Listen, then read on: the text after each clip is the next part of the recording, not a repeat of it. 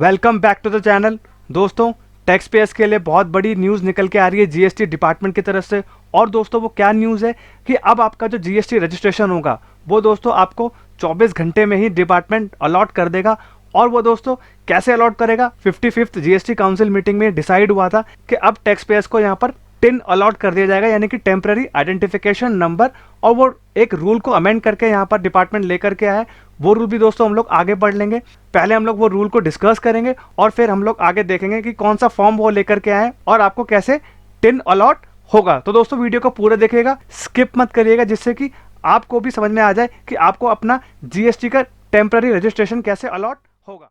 तो दोस्तों जैसा कि आप देख सकते हैं यहाँ पे सीबीआईसी ने यहाँ पर रूल 16A को यहाँ पर अमेंड कर दिया है और वो बात करता है यहाँ पर enabling temporary identification number for non registered GST tax payers. यानी कि दोस्तों ये आपको कब मिलेगा, जब तक आपका जीएसटी का रजिस्ट्रेशन यहाँ पर कंप्लीट नहीं हो जाता तब तक आपको यहाँ पे टिन अलॉट होगा। और जैसे ही आपका यहाँ पर रजिस्ट्रेशन का प्रोसेस पूरा कंप्लीट हो जाएगा तो ये आपका जो टिन नंबर होगा वो यहाँ से हट जाएगा और आपको यहाँ पर परमानेंट जीएसटी नंबर अलॉट हो जाएगा। अब दोस्तों यहाँ पर हम लोग रूल 16 को पहले पढ़ लेते हैं कि वो क्या बात कर रहा है। उसके बाद हम लोग एक जो फॉर्म में अमेंडमेंट हुआ है वो भी हम लोग यहाँ पर प्रॉपर देख लेंगे। अब दोस्तों ये जो 16 एक रूल को अमेंड किया डिपार्टमेंट ने, ये क्यों अमेंड किया है, क्योंकि दोस्तों रजिस्ट्रेशन अप्लाई करने के बाद एक टैक्स पेयर्स को या एक कंसल्टेंट को बहुत टाइम तक वेट करना पड़ रहा था, यानी कि महीने 2 महीने तक भी वेट करना पड़ जाता था। टैक्स पेयर यहाँ पर क्वेरीज को होल्ड करके रखते थे और सारे डॉक्यूमेंट्स अपलोड करने के बाद भी यहाँ पर रिजेक्शन दे दिया जाता था। तो दोस्तों ये जो रूल 16A है उसको काउंटर करने के लिए डिपार्टमेंट लेकर के आए।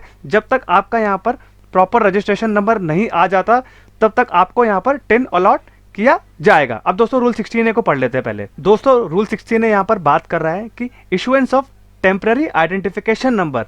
अब यहाँ पर प्रॉपर ऑफिसर क्या करेगा, आपको टिन दे देगा। जो टैक्स पेयर्स यहाँ पर रजिस्टर्ड नहीं है और कोई भी ऑर्गेनाइजेशन है जिनको अपनी पेमेंट्स की रिक्वायरमेंट है, सपोज करिए दोस्तों आपका जीएसटी आपने अप्लाई कर रखा है लेकिन आपका क्या हुआ, जीएसटी का रजिस्ट्रेशन अभी तक आया नहीं है, तब तक आपको ये टिन नंबर यूज करना पड़ेगा अपने बिजनेस को रन करने के लिए।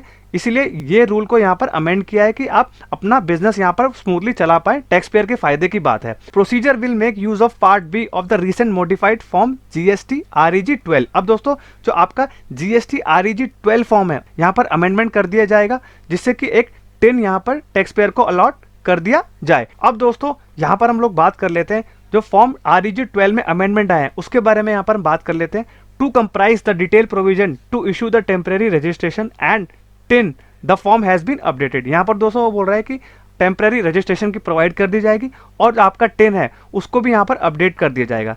नेक्स्ट दोस्तों वो बात कर रहा है it emphasises the format for the information like name, address, bank details of the tax payer. यहाँ पर दोस्तों नेक्स्ट वो बात कर रहा है कि इस फॉर्म के अंदर क्या क्या डिटेल्स होंगी, एड्रेस होगा, नाम होगा, बैंक अकाउंट होगा टैक्स पेयर का। नेक्स्ट दोस्तों हम लोग फॉर्म REG 12 को देख लेते हैं, क्या क्या अमेंडमेंट कर दिए गए और ये जो फॉर्म है उसमें क्या क्या डिटेल्स आपसे मांगी जाएंगी। अब दोस्तों हमने फॉर्म REG 12 को ओपन कर लिया है जिसके जरिए आपको टिन अलॉट होगा। अब दोस्तों यहाँ पर वो बोल रहा है order of grant of temporary registration / suo motu registration. यहाँ पे दोस्तों नेक्स्ट आपका यहाँ पर बोल रहा है where the undersigned has sufficient reason to believe that you are liable for registration under the act and therefore you are hereby registered on temporary basis, the particular of the business as ascertained from the business premises are given as under. अब दोस्तों department यहाँ पे बोल रहा है कि हमारे पास sufficient reason है कि आप जीएसटी के अंदर रजिस्ट्रेशन लेने के लिए लायबल हैं टेम्पररी बेसिस पे। अब दोस्तों यहाँ पर नीचे वो बोल रहा है कि आपके जो बिजनेस के पर्टिकुलर्स होंगे वो क्या क्या होंगे आप और आपको क्या क्या डिटेल्स यहाँ पर फुलफिल करनी पड़ेगी